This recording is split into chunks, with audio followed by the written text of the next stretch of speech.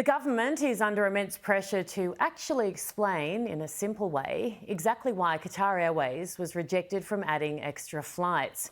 It would have reduced airfares by 40%, they say, and boosted the tourism industry by a massive $788 million.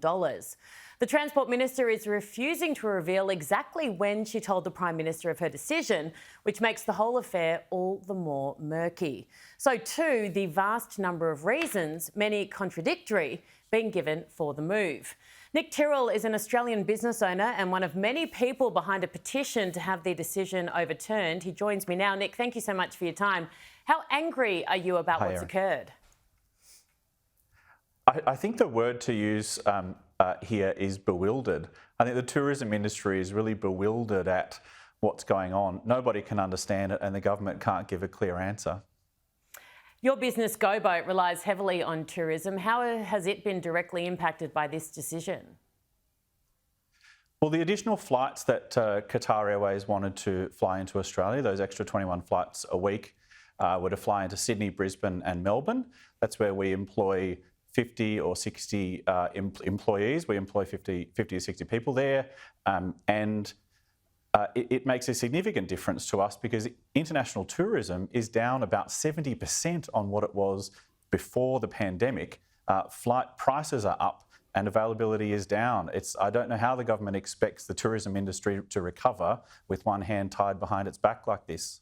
You look at the Federal Transport Minister, Catherine King, and she's given 9 or 10 different reasons, different justifications. Look, as a business, if they explain it and you go, look, I don't like it, but I can kind of see where they're coming from, fine, you'd be okay. But none of it is making sense. The human rights issue is utterly ridiculous because if there a human rights problem there, you'd ban all the flights in and then you'd have to stop Emirates, you'd have to stop a heap China's airlines, you'd have to stop a heap of others.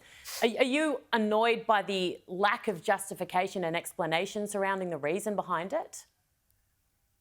The tourism industry really wants more flights, cheaper prices on those airfares to come in to Australia. I was with Tourism Australia in Southeast Asia last month on a trade mission, and the number one piece of feedback we got from travel agents and wholesalers wanting to book their customers to come to Australia was that there aren't enough flights and the seats that there are too expensive. So consumers in Southeast Asia are flying to America, they're flying to Japan, and they're not flying to Australia to put money in the pockets of the 500,000 tourism industry workers in Australia. So that's the crux of the issue for us. Okay, there's currently a petition calling for the decision to be reversed. How much momentum is that gathering? Oh, it's been fantastic. The response has been excellent. And the Australian Tourism Export Council, of which we're a member, will be in Canberra next week to present that petition to government. And I really hope that by then there's no need for them to present the petition because, as you say, the decisions or the justification for this decision, like you say, if it's human rights, then I don't understand how that justification can be used while at the same time saying, well, Qatar's welcome to fly to Adelaide, Canberra and Newcastle. It doesn't make any sense. It's either a principled decision or it's not. I'm assuming you don't have the mobile number of the Prime Minister, unlike Alan Joyce. Your relationship's not so cosy. I don't know how cosy it is these days, but no, I definitely don't, unfortunately. Does it frustrate you that other players, when we're all meant to be equal, we should all matter as much, seem to have a bit more influence over the government?